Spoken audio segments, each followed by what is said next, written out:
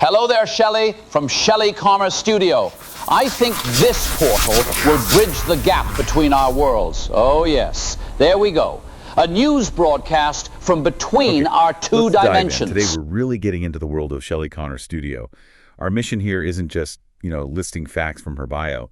We want to dissect her style, figure out the core recipe. What's that exact mix of culture, technique, and philosophy that makes her art feel so both magical and somehow really approachable? Yeah, and what strikes me right away is that kind of core paradox in her work. I mean, you're looking at art featuring witches, monsters, vampires, all the classic eerie figures, right? Yeah. But the sources we looked at really emphasize how she flips that. She gives them this incredible warmth, this personality. They go from being these scary figures to almost welcoming companions. And it's fascinating how the eerie and the enchanting work together. Exactly. They're collaborating.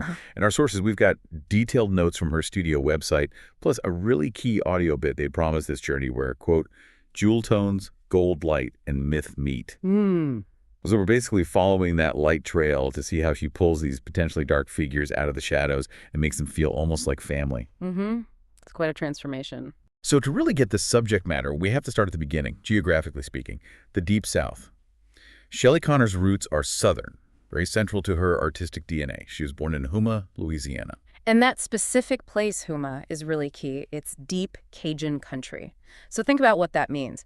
She grew up surrounded by, well, the environment itself, the bayous, that sort of lush, murky green, but also the culture, the folklore, the ghost stories, all those very specific Cajun legends. Our sources explicitly say these influences echo through her art. That's the bedrock, that rich, atmospheric, sometimes dark source material. Right. But then comes this really interesting pivot, a big geographical shift that I think really defines the radiance in her work. She's described now as a proud transplant to sunny Central Florida. So you got this heavy cultural background, the shadowy bayou legends meeting this intense Florida light, almost overwhelming saturation sometimes. Yeah, and if you connect that contrast to her whole aesthetic, maybe that move, that relocation, is actually the source of the brilliance. The bayou legends give her the depth, the stories, the characters.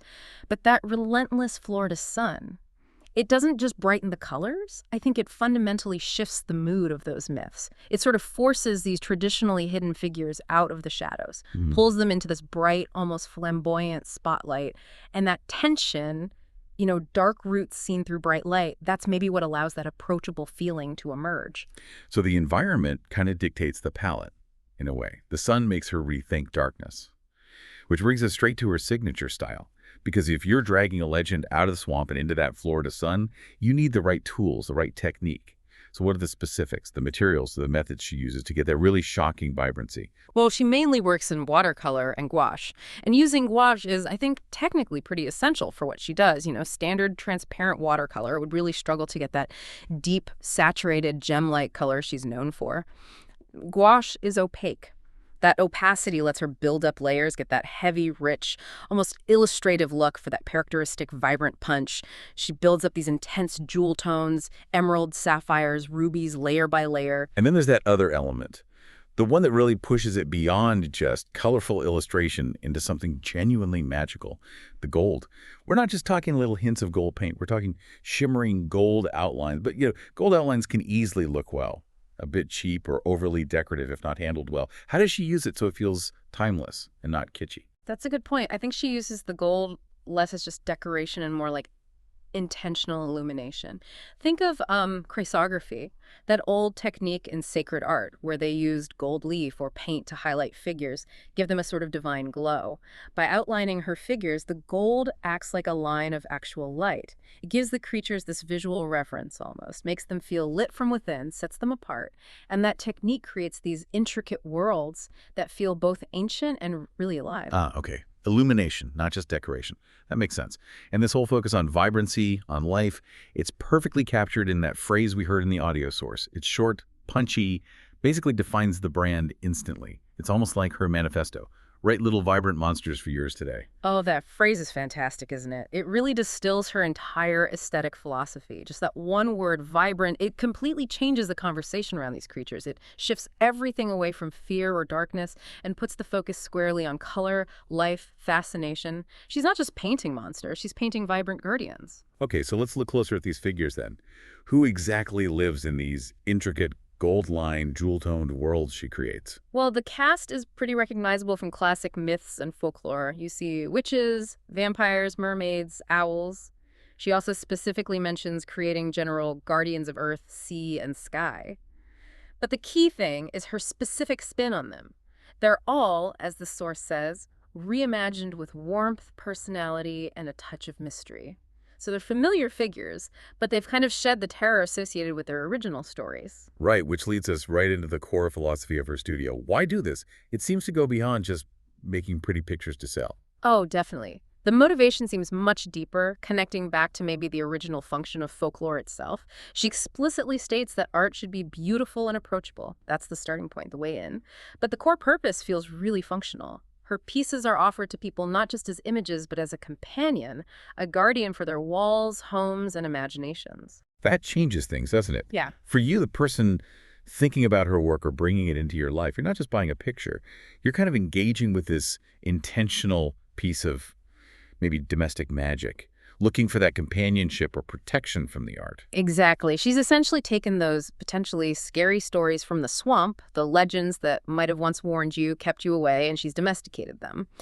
Turned the wild, maybe frightening, mythical figure into this sort of benevolent, even playful, familiar spirit watching over your home. It connects her very modern studio practice right back to that anthropological role of local legends and protective figures. So looking at her studio life, this whole approach clearly didn't just spring up overnight. It sounds like it grew from a real lifelong passion. Yeah.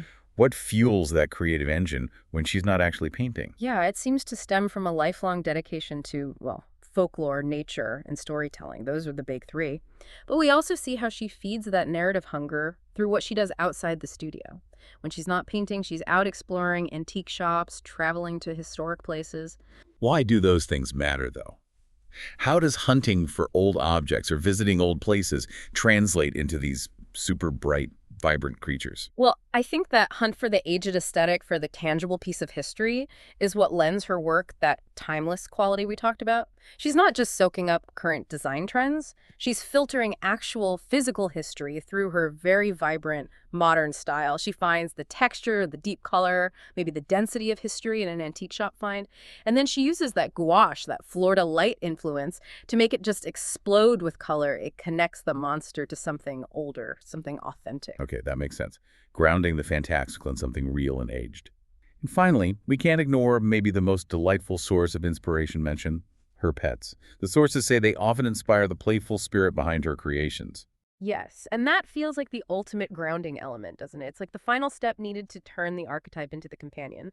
She's observing the warmth, the inherent personality of her own animals, the specific way a cat stares or how a dog kind of slumps onto the sofa, and she applies that genuine, recognizable personality to a vampire or a mermaid. That's probably why her monsters aren't just terrifying shadows. They feel like individuals. They have quirks, character. They feel ready to be, adopted as companions. It's that perfect mix of ancient legend and very modern, playful domesticity. Right, so let's try to synthesize this for everyone listening. The key knowledge here, the thing that defines Shelli Connor's really unique and memorable style, it seems to be the specific consonants. First, you have the deep atmospheric density and the ghostly legends from Louisiana Bayou folklore. That's the foundation. Then, that foundation gets filtered through this very distinct technical process, those highly saturated jewel tones, the opaque gouache, the shimmering gold illumination. And driving it all is this philosophy, reimagining the monster, not as something to fear, but as this protective, approachable companion, a beautiful, intentional guardian for your home, your imagination. Exactly.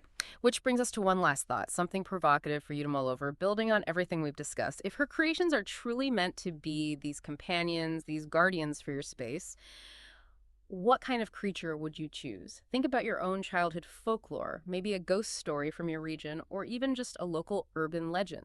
Which entity would you pick to become your vibrant, jewel-toned, gold-outlined protector? And how would that creature change fundamentally once it was dragged out of its usual shadowy context and forced to stand proud in that bright, relentless, maybe even slightly overwhelming Florida sunshine?